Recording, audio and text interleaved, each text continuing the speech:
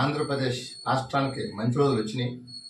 ఈరోజు కేంద్ర మంత్రి నిర్మలా సీతారామన్ ప్రవేశపెట్టిన బడ్జెట్లో ఆంధ్రప్రదేశ్కి వరాల జల్లు ప్రకటించారు. దీనిపైన తెలుగు శక్తి హర్షం వ్యక్తం చేస్తుంది. ముఖ్యంగా అమరావతి నిర్మాణానికి అదనంగా 15,000 కోట్లు ఈ ఏడాది కేటాయిస్తామని చెప్పారు. అలాగే పోలవరం నిర్మాణం పూర్తిగా కేంద్రం తీసుకుంటామని ప్రకటించడం జరిగింది. అలాగే మౌలిక సదుపాయాలు వెనుకబడిన జిల్లాల్ని స్పెషల్ ప్యాకేజ్ ఇచ్చి ఆదుకుంటామని చెప్పారు. రాయలసీమను కూడా స్పెషల్ ప్యాకేజ్ ప్రకటించారు. దీనిపైన తెలుగు శక్తి హర్షం వ్యక్తం చేస్తుంది. మరి 2019 నుంచి 24 వరకు జగన్మోహన్ రెడ్డి హయాంలో రాష్ట్రానికి ఎటువంటి సదుపాయాలు ఎటువంటి అభివృద్ధి పదంలో కానీ కేంద్రం నుంచి సాయం తీసుకురాలేపారు. కేవలం రాష్ట్రాన్ని అప్పులు చేసే తప్ప అప్పుల కోసం వెంటసేపు పాకులాడే తప్ప రాష్ట్ర అభివృద్ధి కోసం పాకుపడలేదు జగన్మోహన్ రెడ్డి గారు.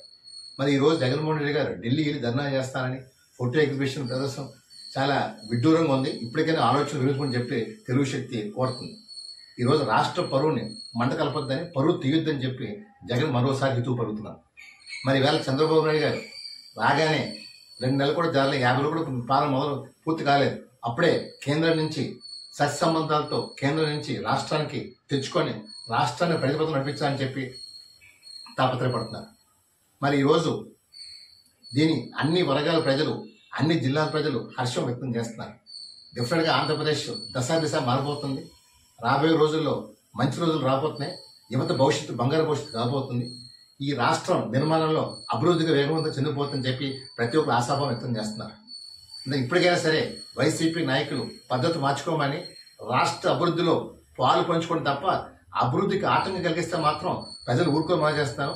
ఇలాంటి నైవంచుకల్ని అరెస్ట్ చేయమని చెప్పి రాష్ట్రం డిమాండ్ చేస్తాను.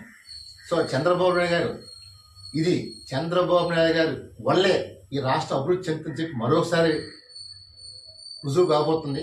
అదే నిన్న మనం చూసాం, గవర్నర్ ప్రసంగంలో కూడా చంద్రబాబు విషయం పొగిడారు. సో ఇది పొగటలు కాదు, Chandrababu is a man of word. ఆయన చెప్పి పని చేస్తారు, చెప్పిన పని మాత్రమే చేస్తారు తప్ప జగన్మోహన్ మాయమాడి చెప్పడు. ఏదైనా చెప్తే చేసి చూపించే వ్యక్తి చంద్రబాబు నాయుడు. అంతలా కేంద్ర సహకారం ఈ రాష్ట్రం ఎప్పుడో కావాలి, ఈ రాష్ట్రాన్ని పరిపాలన తీసుకెళ్ళమని చెప్పి మరొకసారి కేంద్రాన్ని ధన్యవాదాలు చెప్తూ నా నమస్కారం తెలియజేస్తాను. జై హింద్.